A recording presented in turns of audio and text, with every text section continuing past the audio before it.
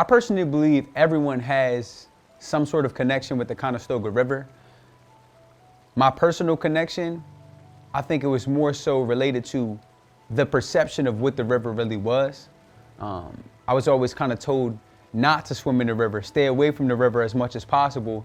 And this project has helped me learn more about why those misconceptions have, arose. I definitely have a personal connection to the Conestoga River, and I think any resident of Lancaster has a personal connection, whether they know it or not. The Conestoga River is what surrounds us. It's also where our waste sewage goes to, and it's also life-sustaining as well. So I was raised in Lancaster and have moved around a lot in different school districts, in different homes within school districts as well.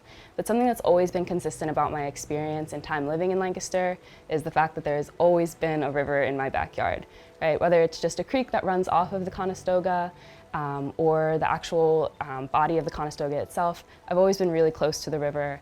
My mom has told me multiple times, no, you can't keep this fish that you stole from the river or this or that. So it's a big part of my childhood experience. And more recently, I've been thinking a lot more about it because I just moved out to Columbia and am much closer to a larger body of water in Lancaster. And so I am very connected to the Conestoga, and I think it's one of the most consistent things that has been in my life since I've, gone away and come back. I don't personally have a connection to the river. Other than that, I'm born and raised here, so it's always been there, but I wasn't conscious of it, so I didn't really have a relationship with it. But after being with the project, it's definitely grown. When I was growing up, we would always run down to the county pool. And whenever the county pool was too full, too crowded with people, or we would just pass a swimming test, that meant we could go down the water slide, we were bored, we'd actually run down the hill and hop in the Conestoga River.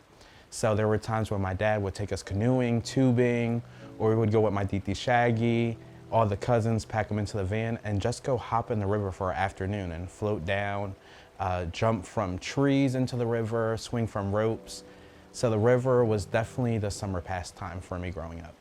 My personal connection to the Conestoga River, growing up, I was always going down to summer camps in Lancaster City. So a lot of our time was spent doing things in the river or around the river. And I also spent a lot of time going to Lancaster County Park and to the pool.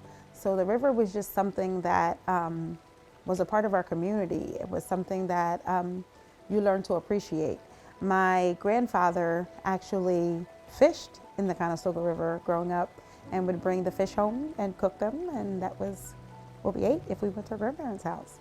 So it was something that we learned to appreciate in our everyday life. I do have a personal connection to the Conestoga River, just being that I'm from Lancaster, so it's really been literally in my backyard my whole life. I've always lived in the city.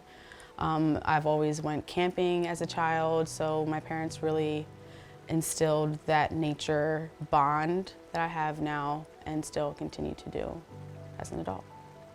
As a kid growing up in Lancaster City, there wasn't many opportunities for me to go to the river myself or to have my parents take me.